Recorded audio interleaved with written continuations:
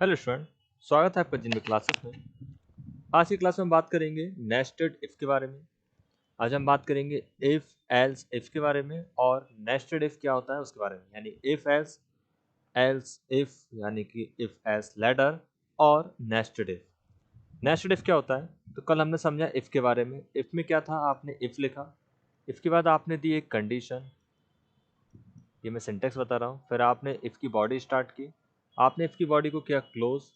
Body close करने के बाद फिर आपने यहाँ पे एल्स का यूज़ किया अगर आप चाहें तो, अदरवाइज इफ कंप्लीट है। अगर आप इफ के अंदर एक और इफ दे दें, यानी इफ के अंदर एक और इफ अगर हम दे दें, तो इसको हम बोलते हैं नेस्टेड इफ। इस पूरे को हम क्या बोलेंगे? Nested if. इसे हम बोलते हैं इनर इफ और इसे हम बोलेंगे आउटर इफ। इफ के अंदर इफ देना ही नेस्टेड इफ कहलाता है। आप इफ के अंदर एक और इफ भी दे सकते हैं, इफ के अंदर एक और इफ भी दे सकते हैं, मल्टीपल कंडीशंस आप दे सकते हैं इफ के अंदर। और एक होता है if else if ladder. If else if ladder क्या होता है? इसमें इफ और फिर होती है कंडीशन, जो भी कंडीशन होगी, इसके बाद होती है इफ की बॉडी और फिर होता है इफ की बॉडी क्लोज।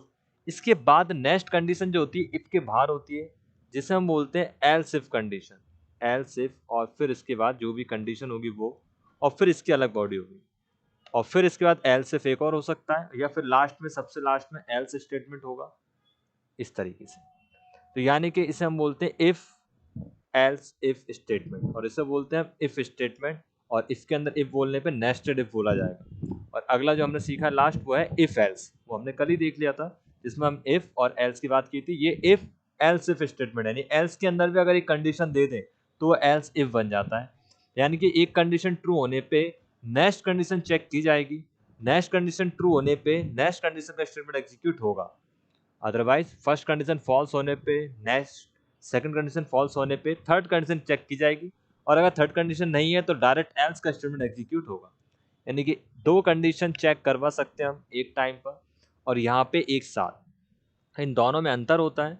नेस्टेड इफ में ये होता है, जैसे मान लीजिए ए ग्रेटर देन 10 अगर है, तो ये कंडीशन हमने यहाँ दे दी, और यहाँ दे दी हमने ए ग्रेटर देन 15।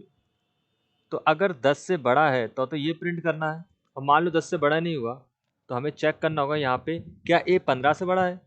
अगर 15 से बड़ा है तब ये चेक करना पड़ेगा। देखो यहाँ तो कंडीशन सिमिलर ही हो रही, मैं एक काम करता हूँ यहाँ पे करता हूँ ए लेस देन 10। देखो अगर ए 10 से छोटा है तो ये प्रिंट करना है, लेकिन अगर मान लो ये 10 से छोटा नहीं हुआ तो फिर एक काम करो, चेक करो 15 से बड़ा है क्या। अगर 15 से बड़ा है तब ये प्रिंट करना है।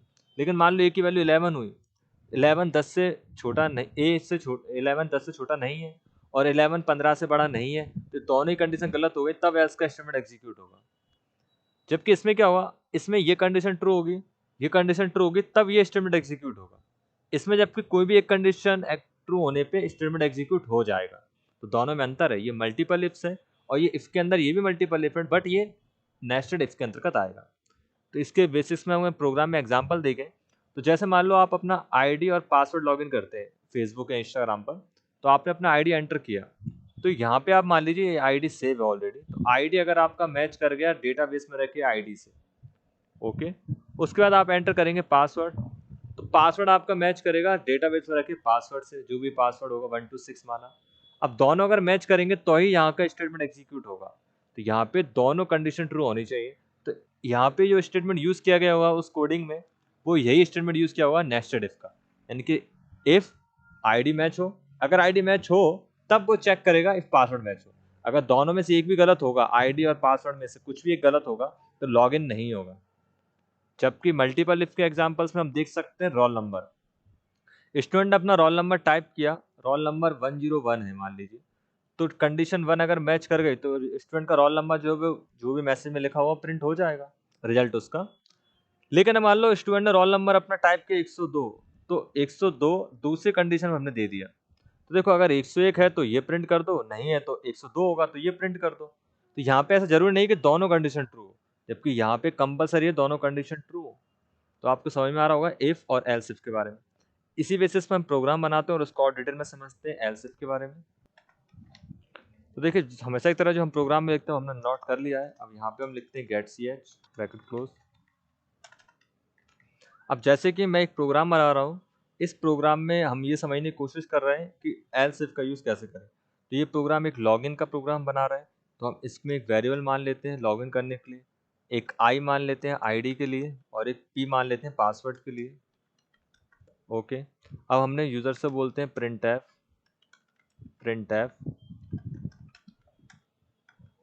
Enter ID. तो यूज़र अपनी आईडी एंटर करेगा। आईडी एंटर करने के लिए हमें स्कैन एफ कराना होगा ताकि हम वैल्यू को स्टोर भी करा सकें।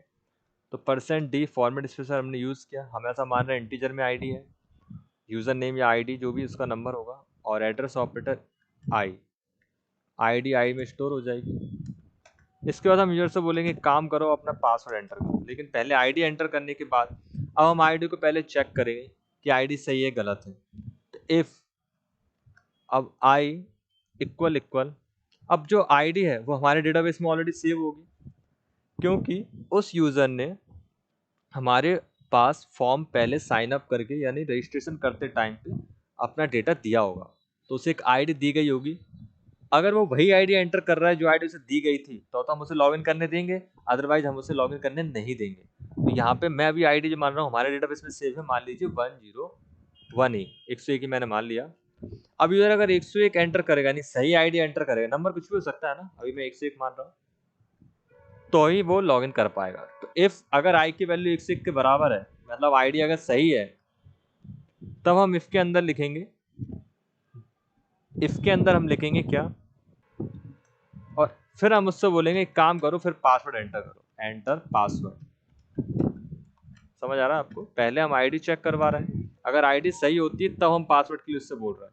ये हम चाहे तो अलग अलग भी कर सकते हैं, यानी आईडी पासवर्ड दोनों एक साथ ही मांग सकते हैं, बट मैंने अभी आईडी के बाद ही पासवर्ड मांगा है, यानी पहले वो आईडी एंटर करेगा, उसके बाद नेक्स्ट स्क्रीन पे पासवर्ड उससे पूछा जाएगा। स्कैन एफ पासवर्ड को सेव करने के लिए हमने %d बनाया यहाँ पर, और एड्रेस ऑपरेटर p हमने यहाँ पे यूज किया।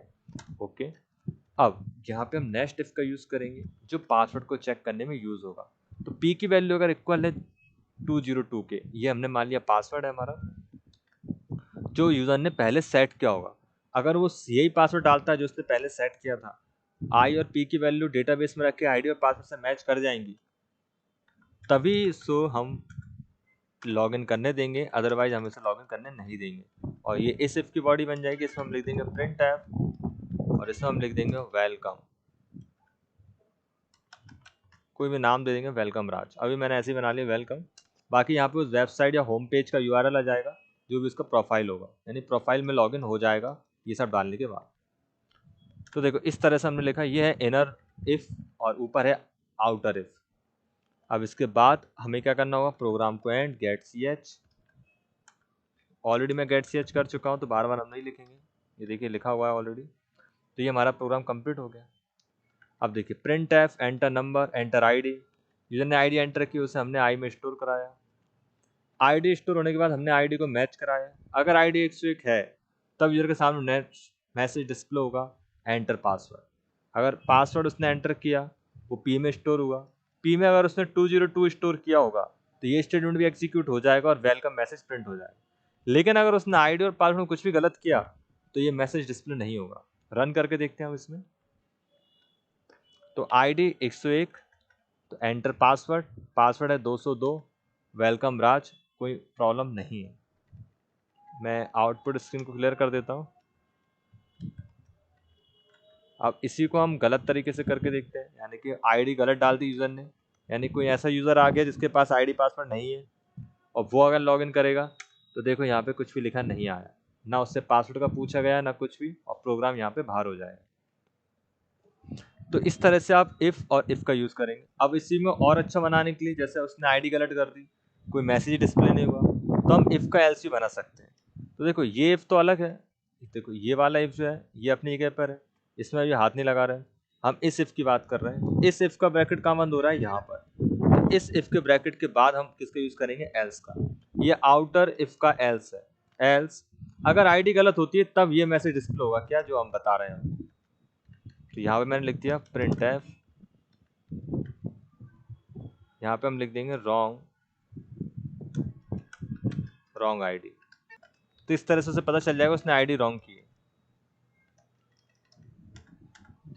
ओके, और बात करें इसकी, इस एल्स की, तो इसमें भी हम एल्स लगा सकते हैं। इससे ये क्लियर हो जाएगा कि ये किस एल्स की बात हो रही है। तो देखो इस इफ अगर पासवर्ड गलत करे तो इस इफ के ब्रैकेट के बाहर हम क्या यूज करेंगे, एल्स। ये इस इफ का एल्स हो जाएगा। इसमें हम टाइप कर देंगे printf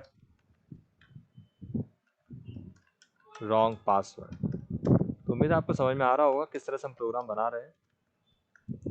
ये हुआ। अब आईडी अगर गलत होगी तो नीचे वाला एल्स काम करेगा, पासवर्ड गलत होगा तो इसका एल्स काम करेगा। तो इफ के बाद ही हमेशा एल्स लगता है, ये आपको हमने पहले भी समझाया है। तो देखिए ये इफ क्लोज हुआ तो एल्स आ गया, और यूपर वाला इफ कहाँ क्लोज हुआ था, इस ब्रैकेट पे, तो उसके बाद ये एल्स आ गया। ओके, अब इसको रन करते हैं। अब प्रोग्राम बहुत ही अच्छी तरीके से वर्क करेगा। अगर यूजर ने गलत आईडी डाली तो देखिए रॉन्ग आईडी और प्रोग्राम एग्जिट।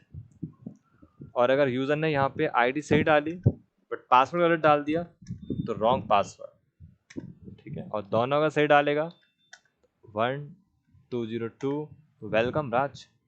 इस तरह से हम नेस्टेड इफ का यूज करें।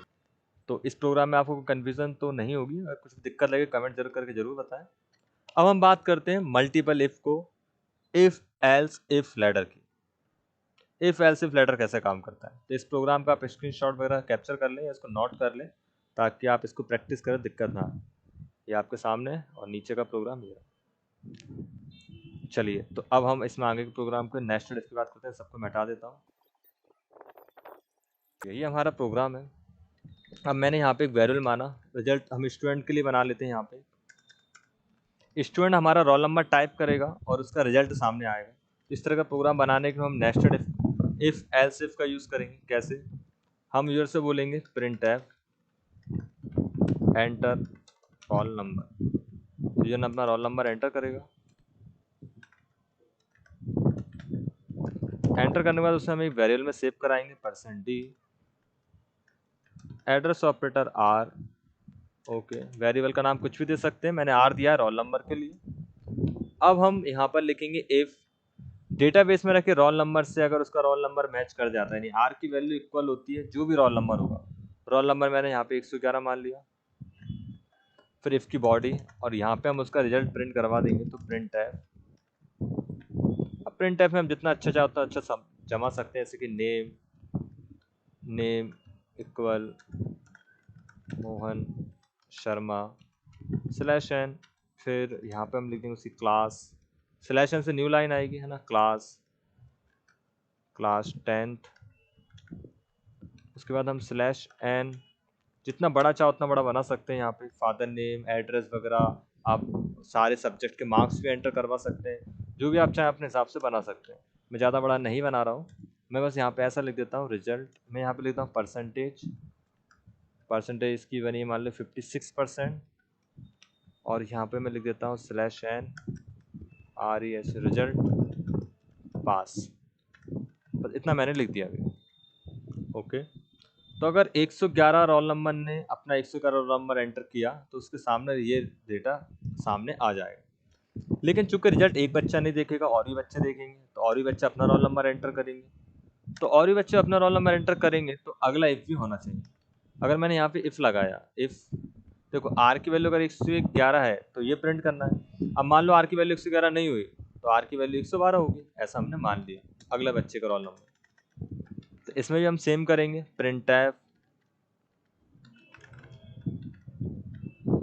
printf और इसका भी जो भी नेम होगा वो हम एंटर कर देंगे, नेम इक्वल, तो इसका नाम मान लिया हमने राजेश वर्मा /n। और यहाँ पर हम एक क्लास एंटर कर लेते हैं, क्लास, इसका क्लास हम 10th ही माना है, और /n।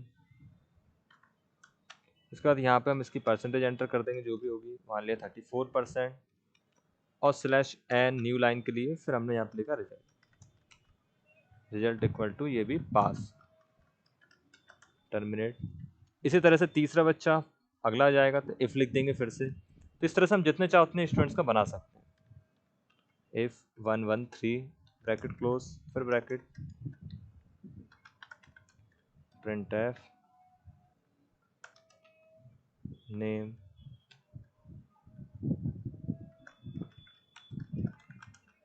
रानी Sharma /n class 10 percentage equal 45% /n result pass. तो हमने सभी स्टूडेंट को पास कर दिया है यहाँ पे। ओके, यहाँ पे हम इक्वल लगा देते हैं, कोई फ़र्क नहीं पड़ता वैसे तो, मैसेज है बस ये तो।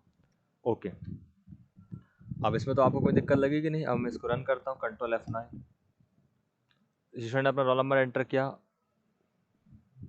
113, तो नेम है Rani Sharma, class 10, percentage 45, result pass. Okay, अगले स्टूडेंट अपना रोल नंबर टाइप किया 111, तो name Mohan Sharma, class 10, percentage 56, result pass. फिर स्टूडेंट अपना एंटर टाइप किया 112, तो नेम राजेश वर्मा, 10 क्लास। अब मान लो किसी ने गलत रोल नंबर एंटर किया तो हमारा प्रोग्राम में कुछ भी नहीं होगा। ओके, बट हम चाहते हैं कुछ हो, तो हम यूज़ करेंगे एल्स का। अब एल्स में हम क्या करेंगे, यहाँ पे लिखेंगे printf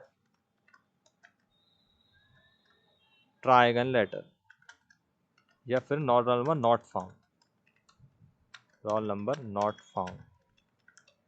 ये मैंने एक मैसेज डिस्प्ले करवा दिया।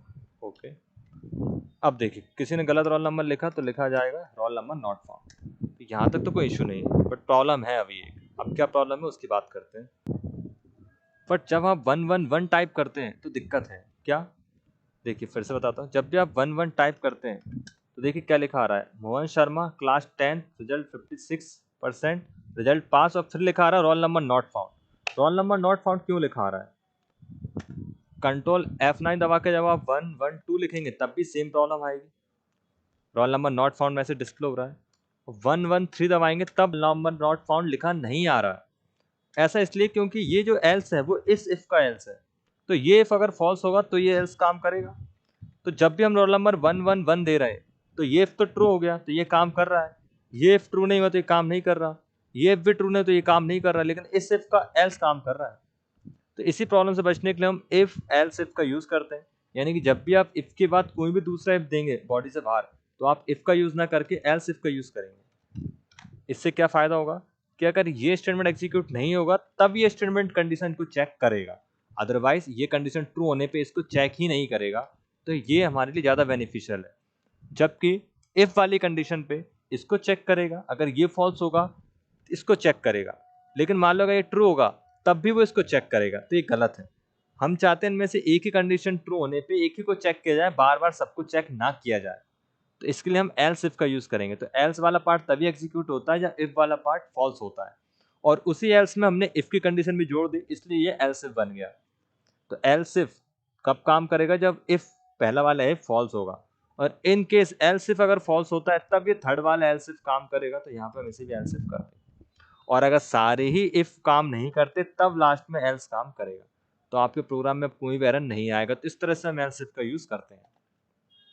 अब हमने यहाँ पे लिखा 101, तो रोल नंबर नॉट फाउंड, लेकिन जैसे ही हम लिखेंगे यहाँ पे अब 111 तो ओनली हमारे सामने मैसेज डिस्प्ले होगा और बाद के स्टेटमेंट एग्जीक्यूट नहीं होंगे। तो इस चीज़ का आप ध्यान रखें। 12113 तो देखो, और इस तरह से 112 तब भी रोल नंबर नॉट फाउंड का मैसेज नहीं आ रहा।